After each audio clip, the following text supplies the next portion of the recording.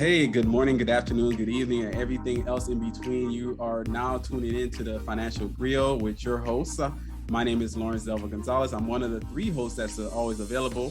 And I also go by the Neighborhood Finance Guy on the interwebs, where I talk about money, business, relationships, investing, how to build wealth in less than 10 to 20 years, and so on and so forth. On the top of that, we typically are featuring our one of our hosts, Atlanta, who's actually probably on a date somewhere or maybe in a brunch, but who knows? Every time she's dating somebody, she goes ghost. So whenever she shows back up again, give her the slack because she needs that slack so she could get back on her job.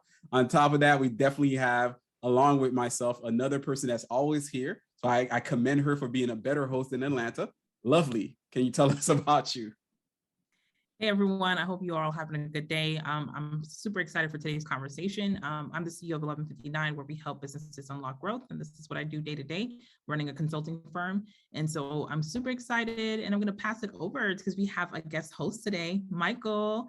Mike, AKA Mike. I'm going to call you AKA Mike from now on. Okay, Michael? Isn't every Michael Mike anyways? But let's go. Well, some of them are like M. Some people have, different type of things. So, Mike and Ike, every time I think about Michaels, I think about Mike and Ike. I'm sorry, I'm thinking about Candy Michael. But thank you so much for joining us as a guest host.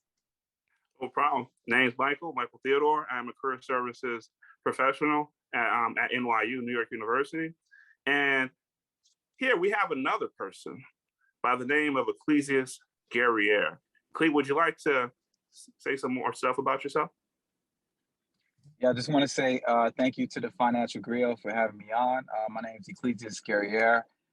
Folks call me Cle. I'm a current government consultant with the United States Army. I'm technically a senior analyst with the Army. I live in Washington, D.C., Haitian American, and good to be on.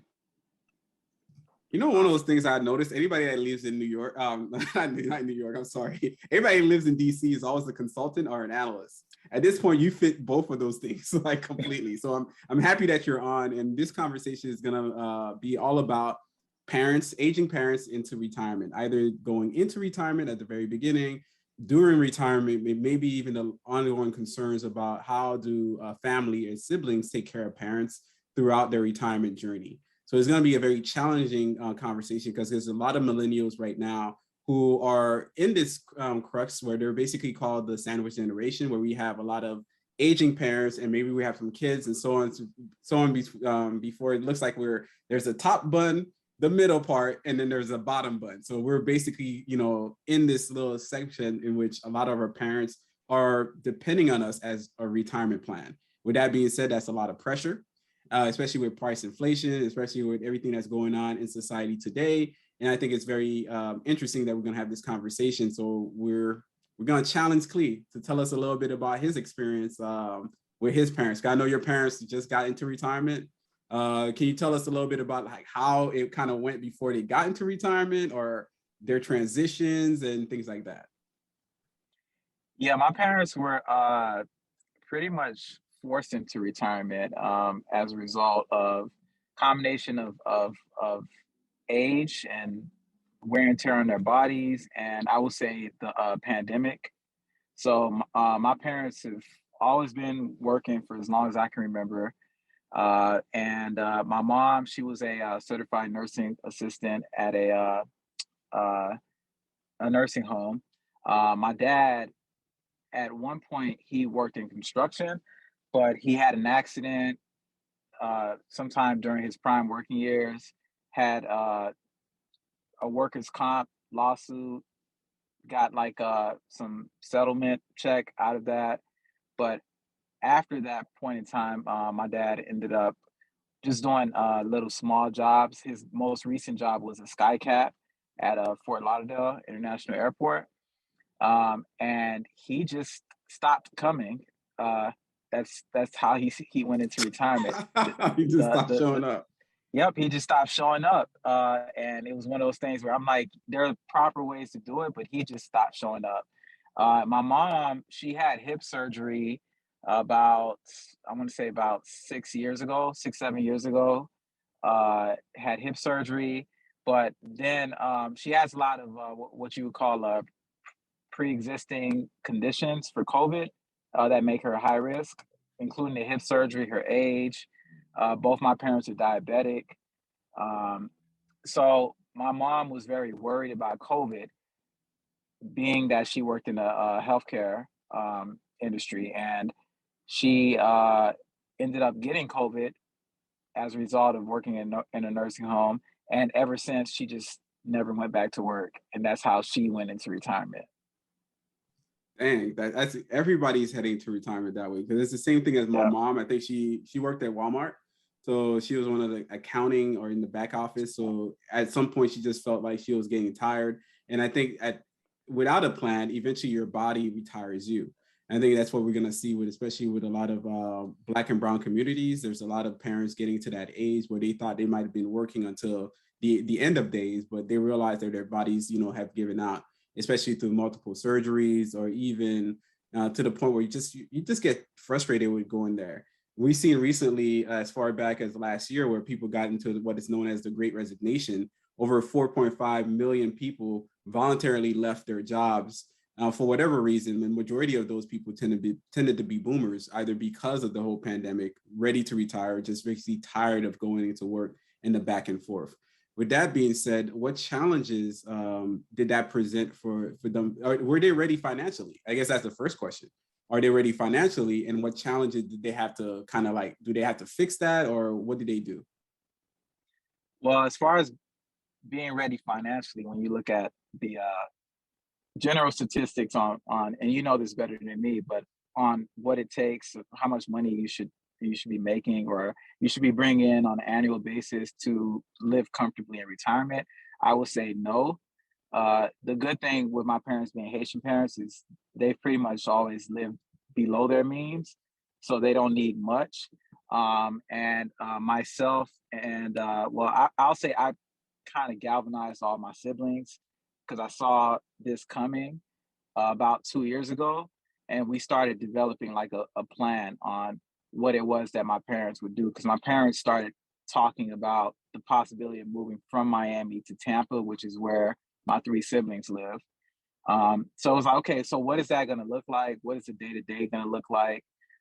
Do they have what they need? The answer was no, they weren't ready for retirement. I would say the biggest challenge for all of us as their children was communication. As parents are very prideful, especially Caribbean parents. And the dynamic between parent and child, it's pretty much always a dynamic where it's like I'm the parent, you're the child. And so my parents were always in that mindset that, I'm the parent, you're the child, like we make our decisions, we don't consult with you guys because we know better. Don't worry about us, we're gonna be okay. And that was the biggest challenge that I had to go through, and then my siblings afterward, was just trying to get them to talk about where they are financially, where they are in terms of their health, where they are in terms of just whatever concerns they might have about retirement. So basically, they weren't necessarily as ready as they wanted to be financially, right? And I do agree. There's a lot of information that people don't know about retirement. And typically, a lot of people are coming into it with less than $200,000 to survive, the additional 20 plus years. So if we're thinking about retirement in a long-term sense, we have to think more so having retirement savings or retirement income plans that really incorporate living off of as much as $40,000 a year. A lot of people don't know that. And to the point where the average Social Security benefit for a household or 2 people really yield around like $24,000 a year or something to that extent, or even around like $30,000, which is still not enough to cover as much as $5,000 worth of expenses. So I'd actually challenge anybody that's here to, hey, anybody that's listening, what's your expenses per month? When you ask that to somebody, everybody's like, I don't know. I know exactly what my average expenses are. They're around like $4,000 a month for me and my wife.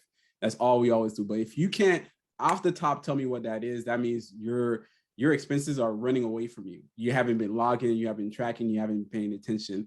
And I like to ask older people heading into retirement when they ask me about, hey, can I retire? Like, what are your expenses? And you would think that after 40 years of working, you kind of know, what your expenses are. They have no idea. They're literally thinking about money coming in, money goes out. and that way they're solvent. But solvent is not good enough, especially when you have, you know, a mortgage that you're probably carrying or multiple cars. In situations like that, before you got into it, did your parents have a house that they paid for? Did they have other debt that they were, you know, struggling with, or were they just kind of like were they just squarely enough they paid for everything and they just didn't know how retirement works? Was that the issue? They had debt. They had debt. It wasn't anything that we couldn't overcome, but they did have debt. The challenge was trying to figure out how much debt that they had, because they were unwilling to like communicate. So it took a series of conversations. This is called like a slow drip effect. And I would say that was more so for me, just kind of pushing and being involved on a day-to-day, like you know, my parents would have it's building trust pretty much is what, taking care of little things so that they can trust you kind of down the line with information. Because you know, like I don't know how many of your audience is actually Haitian, but it's a Haitian saying with Haitian parents when they're like "ma veille," that means I'm watching you. And my parents say that a lot about all four of their children. They're always watching us to see who's truly genuine about, you know, about what they say and how much they actually care about what my parents are going through. So my parents would always say, "Hey, we're watching you guys. We know you ask us questions about, but we're not going to tell you until we can see through proof of your actions that you're actually committed to helping us out." So I had to do that first. And then eventually my parents would start to share information. So my mom's car at the time was not paid off. They still owed about $12,000 on the car note. Also, in terms of the mortgage, they still owed about $30,000 on the house in Miami. Now, the good thing was that they had a lot of equity in the house, but $30,000 on the house, $12,000 in the car, and then I was just trying to figure out, did they have any other major expenses on top of it? That was the biggest thing financially, but that was the biggest financial expense that they had. There was one thing that I did find out, was able to kind of like mitigate it, but 2000, I believe the year was 2015, Hurricane Norma, I believe the name. I'm mixing it up, but there was a hurricane in Miami, and my parents had some roofing damage that they neglected to take care of. And what that did was it caused mold to take root into, you know, as a result of the roofing damage. And I had to mitigate that because, and I used my own money to do it, because what I saw down the road was that, hey, my parents may want to sell the house, but in order for them to be able to sell the house, they're going to have to take care of this mold issue. You know, if they don't take care of this mold issue, it's going to impact their ability to sell the house. So it was something that we were able to get done, which was able to like help them down the road. As far as down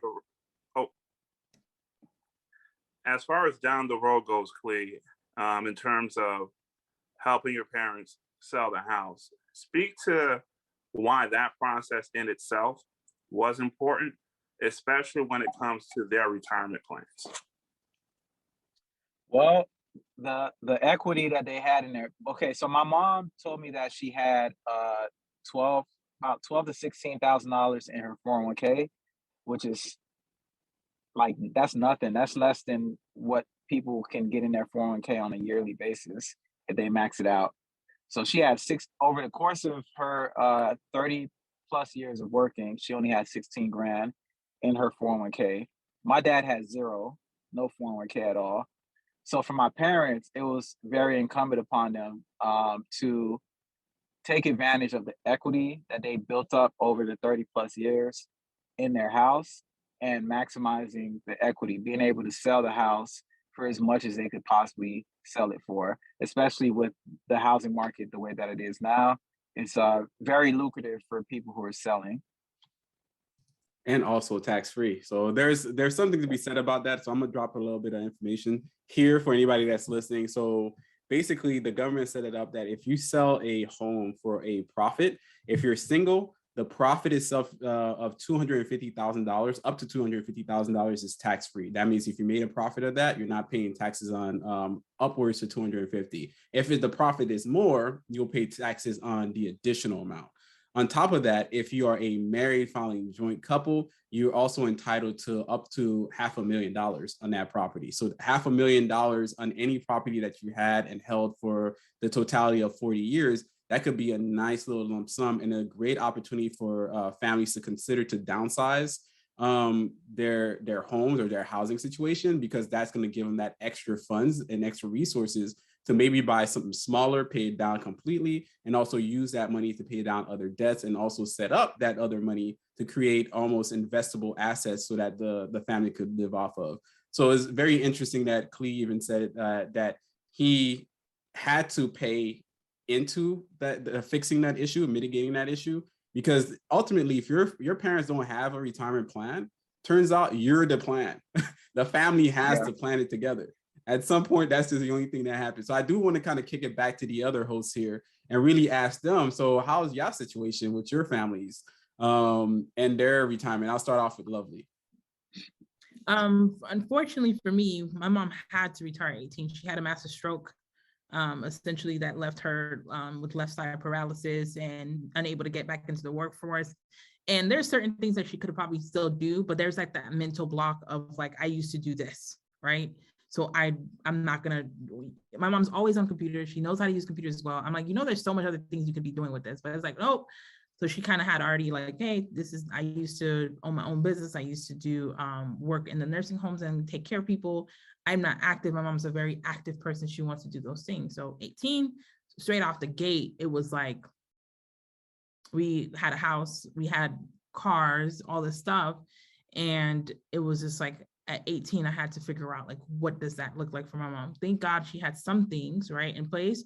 So the first year or two was really trying to rebalance everything so that it could be in alignment with where we were going. And so we had to move, downsize everything, and really get her on a plan. And I think one of the toughest decisions that I had to tell my mom was like, okay, she was renting a home here in the States, and she was building a home back home.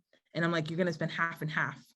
It makes more sense for you to liquidate what you're having here. My siblings are here. Let them kind of like take their own path, and you can come and live with them, versus you having the space and they're living with you, because then you now are vocally responsible for paying this every month. And that took about like 2 years for her to really understand what I was trying to say. And then she finally got it. And that was when things became better, because we were able to, I invested in her building the house in Haiti.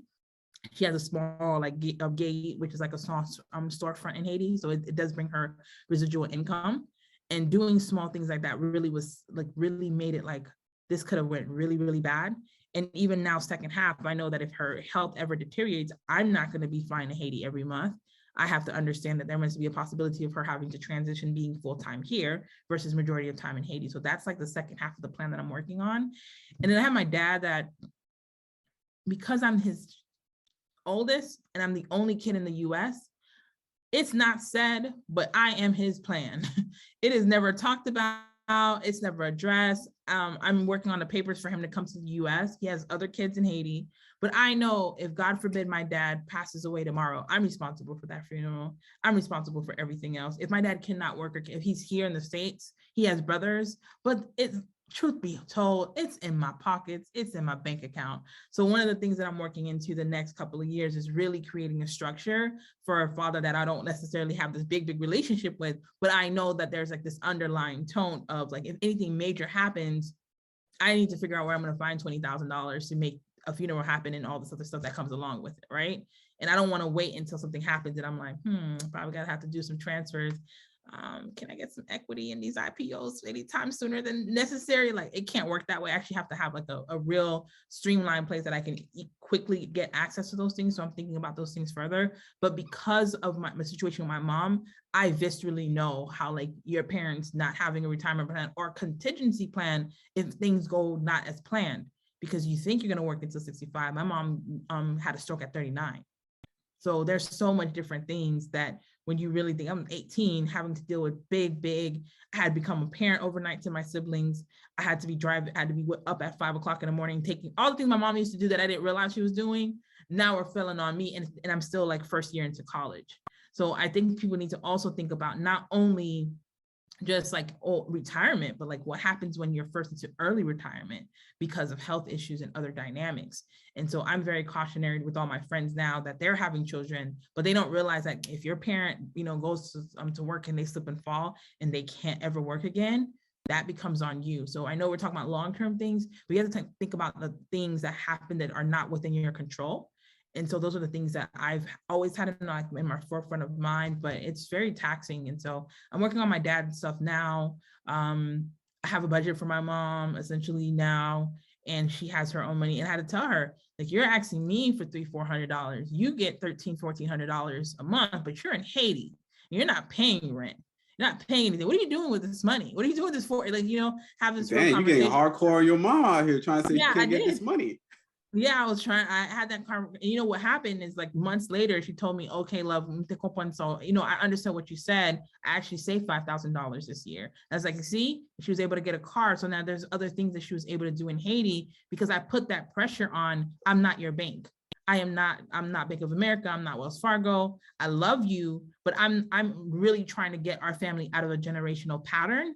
And so that requires me being very honest with you. And those conversations are hard. Like Clee said, you're going to get pushback, but you have to understand what hard conversation now or that situation that no matter what, because you love your parents, you're going to figure out how to make something happen out of thin air. So that's where I'm at right now. Mike, what about yourself? How are you handling your family's retirement plan or lack thereof? That's a great question.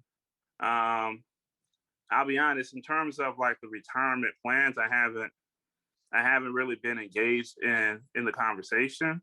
My mom definitely, I would say, has a certain amount of pride where she doesn't necessarily give me, all the details from time to time. Sometimes she does, sometimes she doesn't.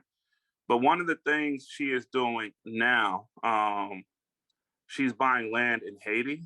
I don't necessarily agree with that. I feel like money could be, invested here specifically. But she's buying land in Haiti more so because part of her retirement plans is doing something called SOL. She's been doing, I don't know if you all are familiar with that. Law, Clee, Susu, Blessing Loom, Saul. Yeah, we could talk about that all day for another reason, but I get it. Yeah, she's been doing that, and she's been doing that religiously. As far as like the money that's in her retirement plans, I think she got about 10, 12K in there. So again, not much, unfortunately. Honestly, she's not working right now. They let her go during the height of COVID. She works in the hotel industry. She's part of the health. And it was later on in her years where she was being more intentional with 401k, putting more and more money into it, because she is 62 right now, a couple of years away from like retirement age. But I think my mom will be working until like she's in her 70s, and I could see her retiring there. She wants to set up like a business in Haiti. She wanted to do her own business for like a long time. So part of her retirement plan is buying this land in Haiti, setting up this business in Haiti, and potentially moving back there when she says, in her own words, after Haiti calms down. So in a sense, it's her retirement plan is investing back in Haiti. I wish she was doing it here in America, to be honest, having a business here, because my mom knows how to cook well. I think she cooks better than anybody. She's very judgmental when she goes to Haitian restaurants, but that's what her plans are, is to build a business in Haiti. Thank you for that question. Cleo, what's up? What's going on? What are you thinking about all of this? I know everybody giving their perspective what their parents are doing. So what's up? So you Lovely and Mike, you made some really good points. Lovely, I can actually relate to somewhat to your mom's situation with having the stroke, because I failed to mention that that's actually what forced my dad into full-on retirement. So it was a kind of a domino effect of things that happened. My mom got COVID, being high risk, so that kind of activated or I say militarized or deployed my siblings, because my siblings have always been very hands off, where I'm usually the one that's hands on with my parents. And during the time that my mom was away as a result of COVID from work, uh, my dad had a couple of strokes. And the doctor, just basically told my dad, you can't drive anymore. Um, one stroke led to him having a seizure while he was driving. He lost consciousness and got into a car accident while he was driving. And that's when everybody was kind of like, "Yo, this is real." Like, my siblings basically created like a system where they would drive down from Tampa, take turns, like being there for my dad at the hospital. But what became very clear was like, we need to have a plan because their health is declining.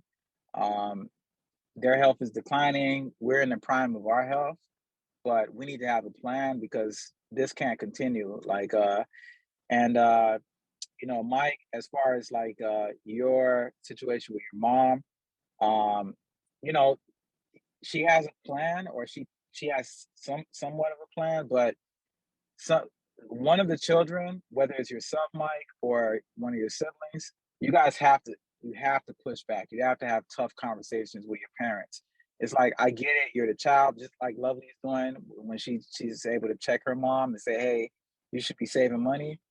But you can't look at yourself as a child when it comes to those conversations. You have to say, hey, I'm a grown man, I'm a professional now. And it's better I have this tough conversation now than have to reap the repercussions of not having the conversation in the future. And my siblings could never understand why my relationship with my parents is the way that it is, because they call me spoiled, but what they really mean is that I'm the closest to my parents. But what I always tell my siblings is, I have tough conversations with them. When they say things that don't add up, I push back, and I'm consistent. I keep working them and wearing them down and wearing them down. And it's like, you have to be willing to do that, because if you don't, the time will come where, and I believe this is true for all of us, the time will come for all of our parents where they can't take care of themselves because of their health. And they're going to be reliant upon somebody out there to step up. So I'm a big believer in the tough conversations. That's what I would say to both of you. Lovely, it seems like you're doing it. Mike, it seems like, if it's on your heart, then you need to step up and do it. And something that I'll say before I pass it back to the three of you is something that Lawrence is very familiar with. And Lawrence, I want you to chime in on this first. The allegory of the cave. So I look at the cave, if you guys are not aware of what the allegory of the cave is, but it's basically a parable talking about how people, theoretically live in a cave, and they think that everything that they need is in the cave, but you also have that one person who kind of ventures out and discovers the world beyond the cave and comes back to share the information of the world beyond the cave with everyone within the cave. I look at myself as the person in the family who's gone out of the cave. Lovely, I could say that probably is who you are and your family as well. And the same thing with you, Mike, and the same thing with you, all of us on this call. So I look at it kind of like as if it's incumbent upon me, being the one that's out of the cave and having, traveled and seen things, experienced things, to share that with my siblings and also with that my parents. Just wanted your thoughts on that. Yeah, for one, I think the audience is pretty much, there's a lot of different people at that stage in their life where they're probably looking at their parents and they always thought their parents to be omnipotent. You know, their parents was the one that took care of me, supported me, it's always been around. But we all have an expiration point and a time and space where we kind of transition to a different phase. And I think that's what Clea, you're alluding to, that everybody is in this position now to understand that if you are able-bodied, young professional, working and in your career, that you have to start thinking more broad about the family plan, because if you don't think about it, it ends up being part of your plan anyways. I think a lot of us have to do the internal work as well as the external work as far as understanding financial literacy, money management, investing, in order for us to better convey the information and to Clee's point, get outside the cave, right? Because there's a lot of people now there that are living in what Plato called the allegory of the cave, in which we're looking at the wall and we're seeing the shadows and we're perceiving the shadows as reality. We think that, hey, what we see on social media is reality. What we see on the, hey, you see, what's called it, Blackish show, that this family is living in a multi-million-dollar home on a I guess a median income, which is not true. That is the hyper reality. That is the shadow on the wall. Whereas in truth, when that person steps away from that visage on the wall itself and walk outside and they see the truth, they realize that we need to do some real work and some real digging. So in order for your family to change, you have to be the one to venture forth, make those decisions, learn what you need to learn, and come back into the cave and tell others. The problem that you're going to find, which is part of the allegory of the cave, is the fact that when you come back in and you tell others, they might not believe you, trust you, and they might even cast stones at you because what they saw on the wall is the truth to them, and everything else is just but a lie. So you're not going to probably find that kingship in your family. You're going to find some struggles there as well. Some siblings are not going to be on board. Some family members are not going to be on board, but you have to be on board with the grander vision of the family plan, and you have to establish that for yourself. I think one of those conversations we had in here is about the general purpose that people have within their work and their life that they typically lose once they kind of enter into retirement. So I think that's where I want to take this conversation to, because I think it's very important that we understand that, you know, a lot of us, our job is our identity. And without our job, what becomes of us and what happens to our parents when they stop working? And which I think something that Lovely covered, Mike covered, but I want to pitch it back to Clea. You know, how does your parents now in retirement deal with the lack of work or the lack of that identity? And how are they coping? What are they doing to kind of fit that void? And how are they progressing? So it's definitely a struggle, especially for my dad. My dad is the type of individual that work basically gives him his life's energy, like waking up every day and knowing this is what I'm gonna do. So when we were in Miami, or my family lived in Miami, my parents were also they were landlords, so they had a duplex, and they had tenants. They had a couple of tenants. So my dad, whether he was going to physical work at Fort Lauderdale Airport or coming home, he always had something to do. Oh, I got to do this for the tenants. I got to go to Home Depot to go fix this, or they're also very big in the church community, and that was a form of work for my parents as well, because they were part of like so many committees, part of this ministry, part of that ministry. So always something to do on the agenda. Now that they're no longer there, they've uprooted, they've moved to a new city, they don't have a church community, and they're not actually physically working. It's a challenge, it's a struggle, it's a culture shock for my parents.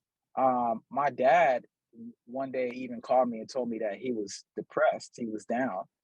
And I was like, why are you depressed? Why are you down? And he was like, oh, I'm just thinking about life. And I'm like, once again, asking follow-up questions. What are you thinking about life? Like, are you thinking you don't have much longer to live? He's like, no, it's not even that. He's looking back at all of his prime years leading up to now when he's 71. and reflecting like, man, it's all come to this, where basically nothing. Here I am, 3 strokes, haven't had 3 strokes. I'm not in Miami. I'm in a different city where I don't know anybody, and my life has no purpose. That was his basic thing. He was sad. He, instead of waking up very purposeful, looking forward to the day, he was waking up just sad, like, I'm just here, just sitting here. And before they were able to purchase a new house in Tampa, he was living with my siblings. And my parents are very independent. They don't like relying on their kids. They don't like living with their kids because they feel like they're being a burden. And he felt like his life was purposeless. And this was something that I talked about with my siblings. Like, it's going to be a challenge for them, trying to carve out a new niche, trying to carve out new things that they can do. Maybe they can get more involved in the lives of their children in Tampa and their grandchildren, and that'll be like a new routine for them. But this is something that my parents are still struggling with.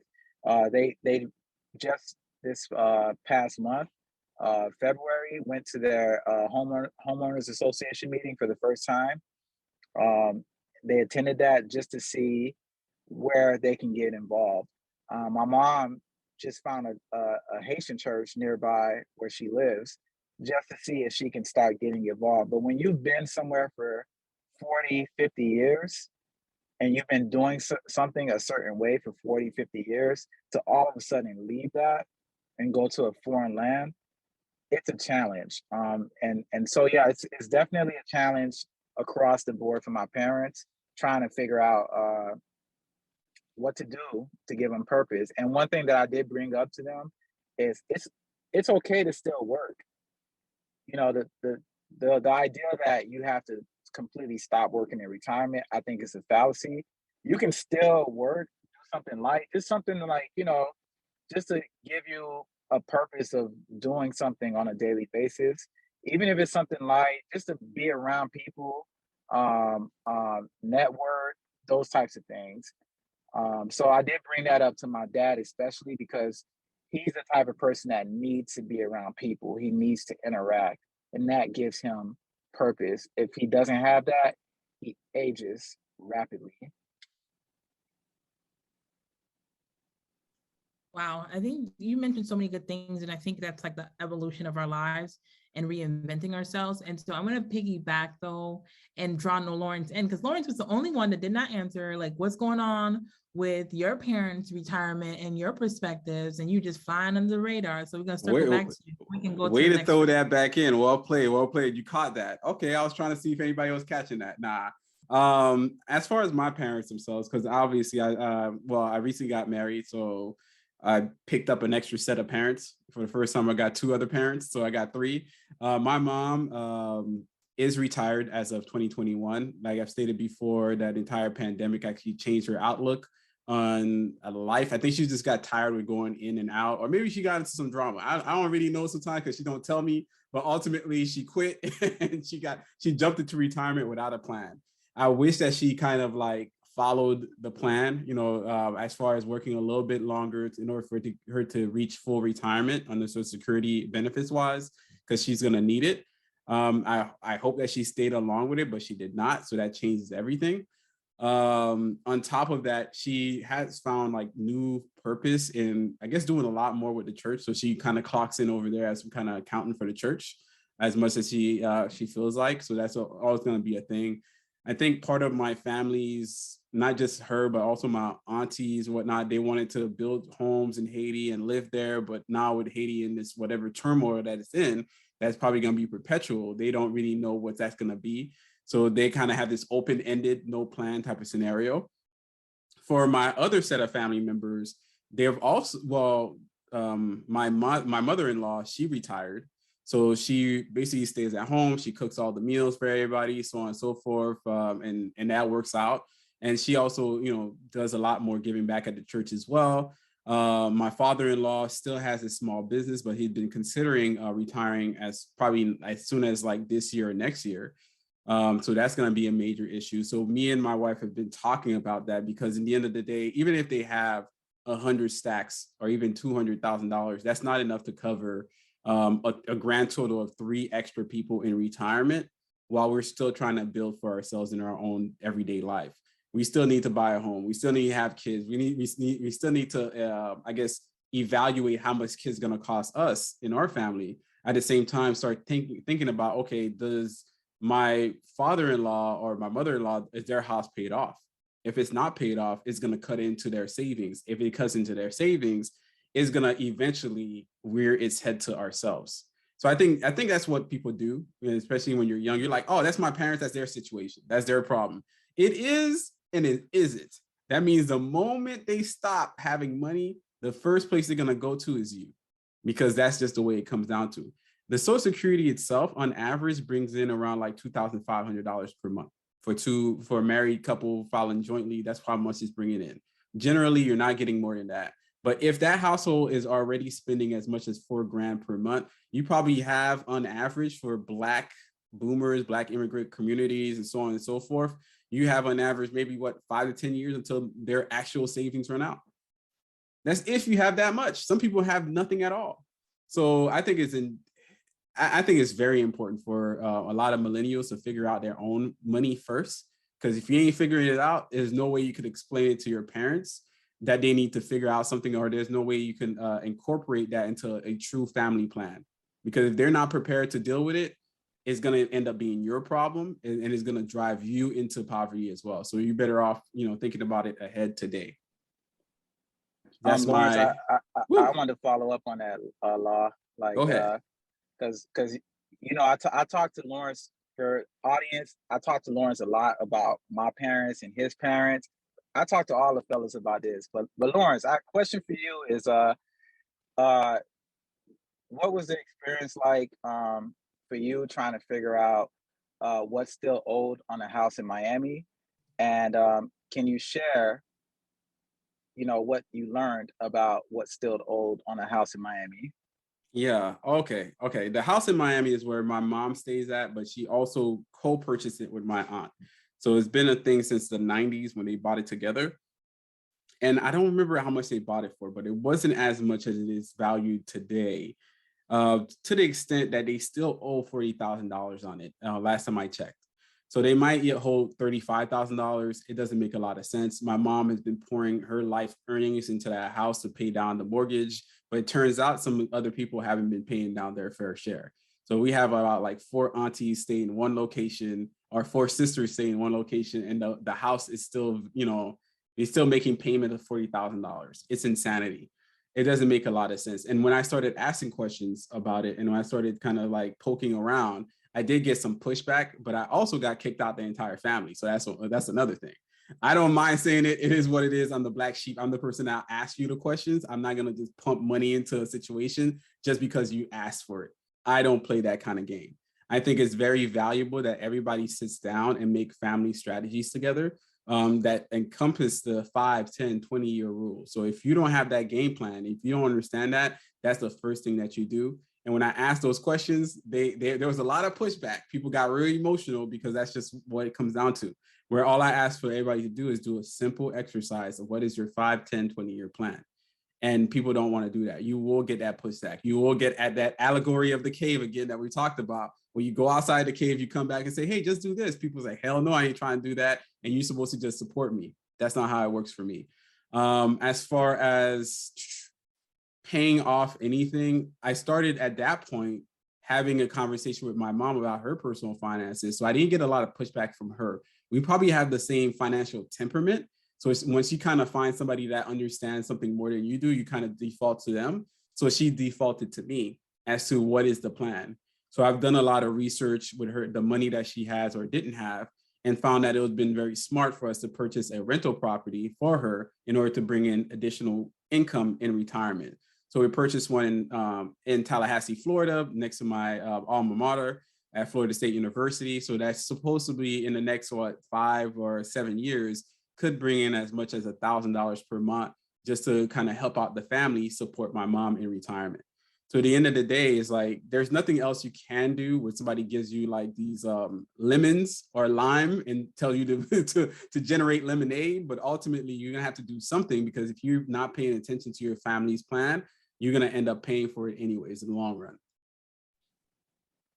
And I wanted to touch on something that Lawrence just said about his mom's temperament.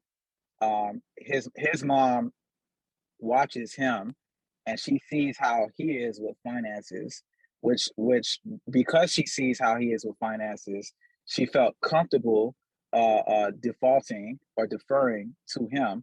And that goes back to the saying that I was alluding to earlier, where my parents would always say, "My veil, I'm watching you guys." So my parents, it would go in one ear, out the other as it relates to my siblings. But they would listen to me. Why? Because they've been watching me throughout the years.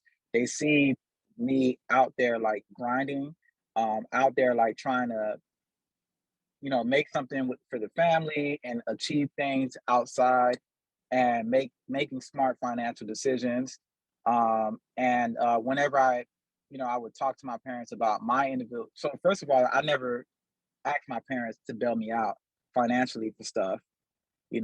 If anything, I was always going to my parents and saying, "Hey, what do you need?" Either asking them what they need, or through conversation with them and figuring out what things they were going to or going through at the time. Alluding to the example that I gave earlier about the mold issue, I would just jump in proactively and take care of stuff for them. So displaying, a level of financial stability and responsibility in your own life is going to go a long way toward being able to have these types of conversations with your parent, and your siblings kind of like taking the lead, or your lead on this particular matter. So my question to Lovely, Mike, is like, are you guys, really, really, really, have you guys really dived into like the nitty gritty as it relates to your parents' finances? Look at Clee being a host out here. Look at him doing the work. Shade on you guys. Shade. For me, yes, I know where her debts are. My mom has like even for her business, she has like a balance sheet that I know where the location is. If I have to get in Haiti, I know exactly where she has those things and the things that she has now. The thing that was hardest is to understand her life insurance structure. That was the thing that she just didn't want to share. I don't know. She thought we were going to just put something in her pudding. I just don't know. So eventually I was like, I just need to understand what kind of structure you have so that I can understand if we're going to have supplemental if anything happens to you. My mom's high risk. She's already had a stroke. So, the doctor told her like 2 years ago, you ever have a stroke again, it's more than likely that it'll be fatal. So you had to understand those structures. So I just got information. The only thing that I have to do when I get down to Florida, later I'm about to go to Florida in a couple of weeks, is really sitting down with my siblings to understand like vertically what they have in place, and as well as what their plans are. Are they staying in the state? Are they going to be venturing out? Do they want to get an investment property together? So I want to start helping them in terms of making those bigger steps. And so, sometimes, like you said, building that trust and leeway and getting them, I had them come this was August. They came here, they saw everything. They were able to kind of see like, oh, Lovely's making all this progress ever since she's left Florida. Like, what are you doing differently? And so that was good for me to build that rapport with them. And my brother, I got him some books, and I didn't even realize that not only did he read the books, but he shared them with his friends, and they're having conversations. So I'm learning that it's like, leaving breadcrumbs sometimes for people to find their own path. Nice. No. I don't have the deep knowledge of my mom's finances. One of the reasons, and this may sound bad or whatnot, I've always been far away from home since 2016. I've lived in Las Vegas. I lived in Lafayette, Indiana. I lived in Chicago, and now I'm living here in New York. You are a terrible son, because you actually pursued something. Go ahead. And I always figured that my brothers, I have a brother Fisher, Darby, my sister Jemima, would also would be so close to my mom that they would essentially take over the reins and whatnot. It wasn't until I was in Florida for a month straight that I was able to get like an understanding of what my mom's goals were or where her finances were, where I was asking these follow-up questions, where she gave me her plans relating to building the property in Haiti. And me saying, "You sure about that?" She said, "Yeah, I'm sure. This is what I want to do. This is my dream. I deserve to have my own business as well. All these other people have their businesses. My mom didn't do the PPP loan thing that a lot of people were doing. I don't know, Law, if you heard about that in regards to Yeah, COVID. a lot of scammers went through, man. A lot of scammers were doing scammery things. Your mom did the right thing. She didn't know how to do with it. She did the right thing. Yeah. She didn't feel comfortable with that. She doesn't feel comfortable playing with the government's money like that. So good for her. So ultimately, long-winded answer to a short question is no. I haven't been that intentional with with seeing what my mom is doing with her finances. I plan on doing a better job, and you all have pretty much gave me like a miniature blueprint from this conversation as on how to approach that. Absolutely, because she still views me as her son, and she still has a parental role. And there is just a certain level of pride that sometimes get in the way where she'll listen, but she'll still do her own thing from time to time, you know? Mike, based off of what you just said, that your mom told you that she deserves to have her own business, I would tell you to push back on your mom that she doesn't deserve anything, because that's a dangerous thing for her to think, that she deserves to have her own business, because that could set her up for failure, where she ends up like wasting the money, the little money that she does have on a fallacy, essentially. So I would really would implore you and maybe your sister Mel, because you two are the ones that have ventured out to like talk to your mom about that, like massage it. There's ways to massage the conversation to where you eventually get to that point, to try to see if she could see it from a different perspective on how best to spend her money, or how best to tackle retirement. As far as like being far away, and that being the reason that you're not involved. Once again, going back to the allegory of the cave, some of the reasons why our siblings who are closer are not involved is because they're in the cave. They're in that mindset, the same mindset that your parents are in as it relates to like finances, the same mindset as it relates to your, the level of education.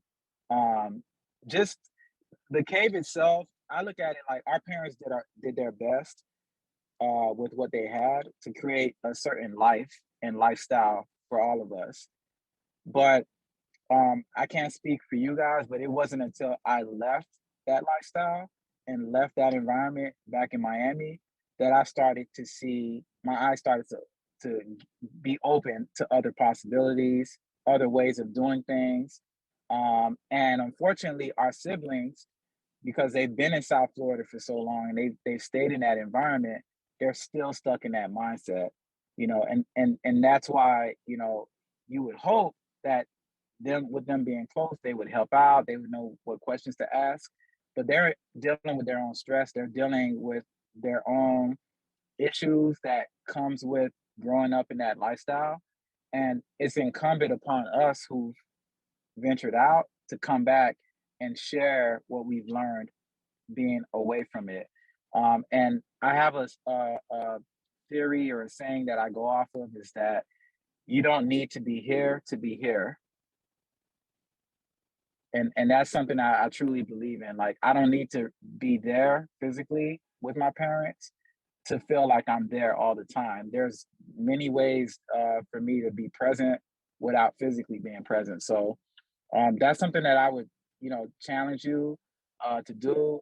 There's some friends of ours who are kind of stuck in that mindset, and I think it's just very important to transplant your mindset and and try your best to impose that upon like your parents, because a lot of times your siblings, they're just not going to get it. They're going through a lot of stuff on their own, and it's up to you at the end of the day.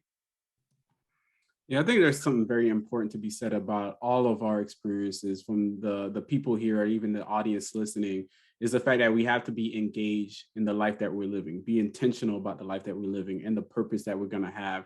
Because one of those things that you talked about, Clee, is that your dad entered into retirement and then he had the revelation that he was just living his life, which I think a lot of us do. We're on autopilot. We kind of just go with the flow until the end game. And then we sit back and say, why did we do it all our time?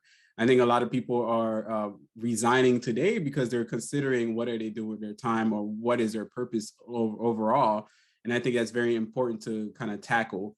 On top of it, we discuss kind of how people enter into, a retirement without a good plan. So that becomes a problem in of itself. We also discuss, what people do during retirement. But I actually want to take it a little bit further and ask the questions, especially for you, Clee, as a person that has multiple siblings. How much are every sibling willing to contribute going forward for the parents? You know what I mean? Like, not to actually put your siblings on blast here, but the ideal is that on average, a lot of families got a lot of difficulties in family fights, squabbles, so on and so forth, because as parents age, the cost gets more and more and more, and everybody's asked to contribute technically equally, but not everybody's financial situation is equal. So can you convey some ideas to the general audience as to, what's the grand scheme? If there's a plan at all, if there's no plan, that's fine. Because I don't want you to say something that's fake. I just want to be like, hey, what's the game plan? What's your ideas? True ideas. It's a fluid plan, basically. So we've come up with plans on paper, where we have like a WhatsApp group with all the siblings, where that was created once my mom contracted COVID, and we use that as a form of like communication, and then that was so we're talking 2 years ago, 2020. There was a plan with multiple scenarios. Okay, this is what we're gonna do if mom and dad choose to sell the house. This is what we're gonna do if mom and dad choose to just pay off the house but keep it. This is what we're gonna do if mom and dad sells the house to one of us at a lower price point, which was what I had suggested. Sell the house to one of the kids at a lower price point. The house stays in the family, but they're still able to purchase a new home with the money that they sell the house for. But we can still keep the rental property in Miami, and we can use the profits from the rental property, or at least a portion of it, toward my parents' retirement and perpetuity. We had multiple plans, multiple scenarios. I even ran it by like some people that I know here in DC who work in real estate. And I spoke to my parents' bank, Wells Fargo, financial advisor. It was a lot of stuff, but plans go out the window when emotions get involved. So my parents ended up selling the house for significantly less than they should have. And they basically cut out the two siblings who were more like level-headed, which is me and my oldest brother. And they resorted toward leaning on the two siblings who gave my parents the emotional gaslighting that they were looking for. And that's what they ended up doing. And the thing, it created a sort of a rift within the group of us. And what I try to do is kind of like get everybody kind of like back on the same page. What happened. Let's try to focus on what we can do moving forward. Long story short, to answer your question, Law, now that my parents are in Tampa, which is where my siblings reside, they have to be more intentional. They have to be more involved and engaged. The challenge with it is the fact that my siblings and their finances are not where it needs to be. So part of helping our parents with retirement is helping ourselves as it relates to retirement and helping ourselves as it relates to being financially stable, financially secure. You know, putting money in the IRA, maxing out your 401k, knowing what your expenses are on a monthly basis and finding ways to lower your expenses, having an emergency fund, like all those things that I'm sure is talked about on this podcast all the time. You have to do those things yourself because those are the things that you are going to lean on when the time comes when you have to take a day off of work because I got to bring mom to her doctor's appointment, you know, or I can tell mom what to do with her 401k because I did it with my 401k. These are things that my siblings, unfortunately, don't have a lot of experience in right now. So it's kind of hard for them to to guide my parents in that way. I think the biggest help that my siblings can provide right now is just physically taking them to like doctor's appointments, which they started doing it at first when my parents moved up there, but then they went back to their, hey, mom, dad, hey, you good? I can't do it anymore. I'm busy. So I holla at you. But again, the way that my parents see it is that they look at your heart as a child. So they see whose heart is in it, whose heart has always been in it. And the one thing that they know about me is that even though I'm not physically there, I'll do whatever I have to do within my capacity being here in DC to help them out. If I say I'm going to do it, then I'm going to do it. And they know that about me, and they don't necessarily trust that with my siblings. So it's still very much a challenge. And I guess, long story short, Lawrence, to answer your question, we'll see what my siblings do, but the bulk of the workload has still been on me. I'm the one that's still calling them like routinely, helping them out with little things here or there. Something as simple as like my parents, their cable bill was extremely high. And I was able to get I cut their cable altogether because they didn't need cable, because you don't need cable nowadays. As long as you have internet, you can, there are ways to do it online, where you have Sling TV, things of that nature. And I was able to significantly lower those costs for my parents. I helped them pay off my mom's car, so that major expense is good and done. And my siblings, they check out. They check out. And if you're used to checking out, you're probably going to continue to check out. Yeah, I think I want to add this, at least to pacify any other sibling that's actually out there. It's going to be intensely more difficult for people to really help and support, especially if they already have kids themselves. If, like you stated, that there's a lot of people already in financial straits themselves, they don't have all the extra money and the resources. Maybe they don't even have the extra leverage to take mom and dad to and from the hospital. I think ultimately this is something that we all will have to contend with.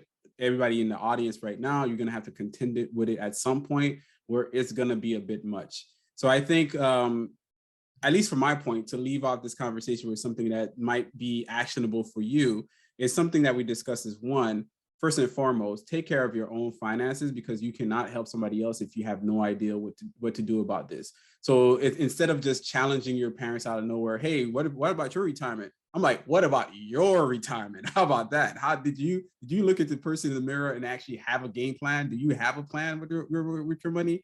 And you're challenging others? Let's step back a little bit and let's be real about it. A lot of us are not going to this with a fair perspective. On top of that, there is some tax implications that the siblings would have to figure out as well, because if the parents ends up living with somebody else, if they're significantly contributing to their parents' retirement income, then they could fall into the as a dependent on that person's tax return as well, which is part of the plan that a family needs to have. There's always going to be a lead sibling that takes care of either the finances or that maybe take care of the person in the physical sense. And I will never discount that. because physically on a day-to-day basis, it's hard to see your parents deteriorate and actually be fine and okay with it. It's hard to take somebody to the hospital day in and day out. Lovely, you probably could talk to that as well and just be okay with it. That is hard stuff. So ultimately, I think a family that plans together, stays together, a family that understands what it means to have a 5, 10, 20-year generational plan, whatever that is, will actually fare better than a family that's just winging it. And I find with the idea of people being flexible, and that happens because things happen, but it's also indicative of the team to work together in order to find the best outcome for everything. So I'll pass it over to anybody else. So that's my last, couple words to this, and I'll let everybody else kind of cap her off with their ideas and their thoughts. Clee, you have something to say? What's up? I want to say, I want to talk about balance, the word balance within the family or within the siblings. So the workload is never going to be completely balanced across the board. If it's Mike, I think it's 5 of you. So it's never going to be like 6. Okay, 6. So it's never going to be, the workload is never going to be distributed evenly across the way, 6 ways. You see what I'm saying? Divided into 6, and it's going to be evenly distributed. That's never going to be the case.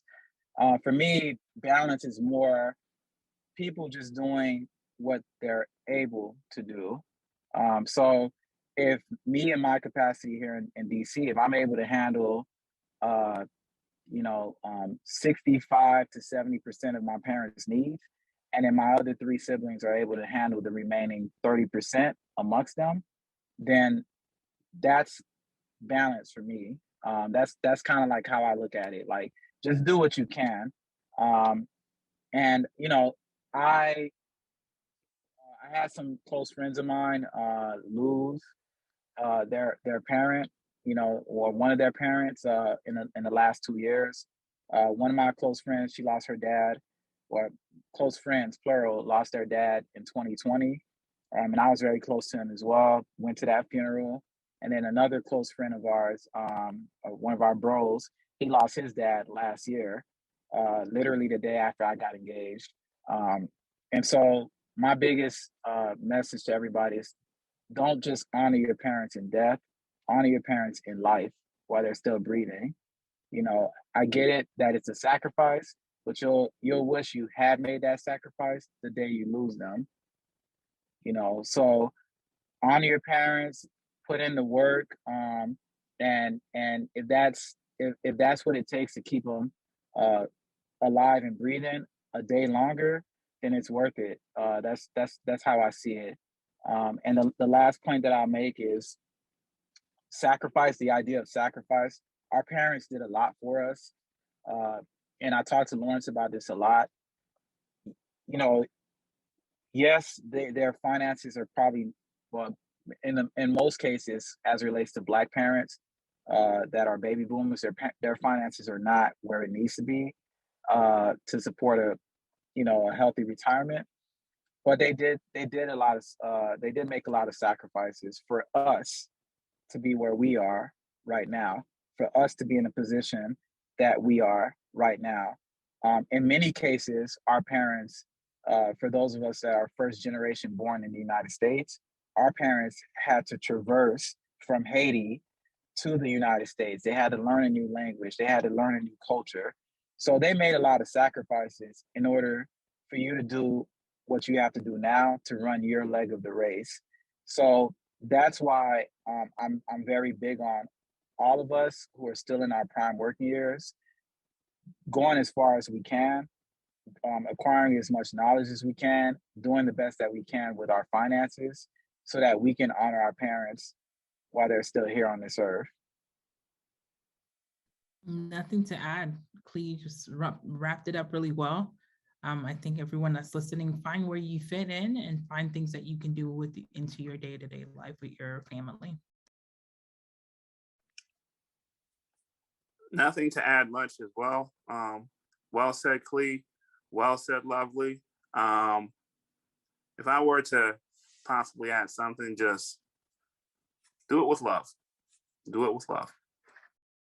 With that being said, thank you for joining us for another amazing episode of the Financial Griot, where we have real conversations with real people. And we like to definitely thank and shout out to Clee. I know I'm just going to give you an opportunity to say, I'm going to give everybody an opportunity to say where everybody could reach you at. For myself, I'm known as the Neighborhood Finance Guys on the interwebs. I know you guys don't follow me, so you may as well follow me on IG and actually read some of my blog posts. I have over like 220 blog posts now. I get featured and awarded, from other publications. So I know you guys not reading it, but the real people are actually reading it. So in your face, you haters, I remember you. I remember you when I get to the top. I remember every last one of you that hated on me. So I'm gonna say that with pettiness, passing it over to Lovely. It's okay, Lovely. I had to call out my haters every time. Continue. I see. Consistency is the key. That message is being driven clearly. Well, my name is Lovely Mardellis. You can find me anywhere on Lovely Mardellis. It's in the show page notes.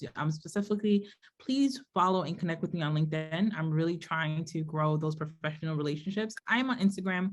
I show up in a few times every month. I throw a couple of TikToks out there, but just really Lovely Mardellis on LinkedIn, or just Google me, and then we can build out relationships there. So thank you so much. You're not going to talk about your haters, but it's okay. It's okay. Go, Mike. Yes, name is Michael Theodore. You can find me on LinkedIn. Just search Michael Theodore, New York University. I'm trying to build my professional connections up as well. It'll be great to have a conversation with you all. Thank you for listening and watching us. This is amazing. And Law, thank you for having me here, and thank you for doing this. This is real important work that needs to be done. Thank you. And last but not least, my name is Ecclessiate Guerrier. As you can see, everybody calls me Clee. Mike and Lawrence, those are my boys, my brothers. We talk like almost on a daily basis. So Lawrence, thank you for having me on. You're doing amazing things for the underprivileged community. I know that's your target audience. So you guys continue to tune in to this podcast, to the Neighborhood Finance Guy. And GQ Accountant, which is Lawrence's personal IG. Clee, spelled C-L-E-E, Clee the Champ. And that's not the ghetto way of spelling the, so T-H-E, Champ. So at Clee the Champ is my IG. I'm affiliated with the U.S. military, Army Life. Also affiliated with Florida State University Alumni Association. And also affiliated with the United States Senate. So if you guys tune in to my social media, you'll see me doing work with all three organizations. And you'll see a lot about my family as well on there. So I'm big on family, friends, just, enjoying life, making the most of it. Very blessed to be on here. And Lawrence, Lovely, Atlanta, I know you're not on, but thank you guys for what you do, for having some cool people on, and thank you, the audience, for tuning in. With that being said, we out. Peace. Thank you for listening to the Financial Griotis podcast, powered by the Wealth Builders Collective.